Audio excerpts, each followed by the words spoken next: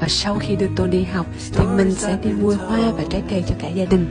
Vân rất thích ngắm hoa, vì trong nhà có hoa đẹp cũng làm cho mình thoải mái và thư thái đầu óc hơn. Vân cắm hoa thì cũng bình thường thôi, không có cầu kỳ lắm, nhưng quan trọng nhất là mình có tâm, đúng không mọi người?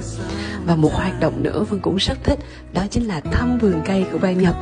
Cây cỏ luôn làm cho chúng ta cảm thấy thư thái hơn, nên mỗi sáng Vân thường ra vườn tưới cây và tập hít thở.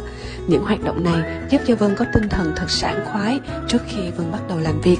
Một buổi sáng chất lượng sẽ giúp cho cả ngày cũng chất lượng. Vì vậy mọi người hãy dành thời gian để làm những điều mình yêu thích trước khi bắt đầu ngày mới nhé mọi người.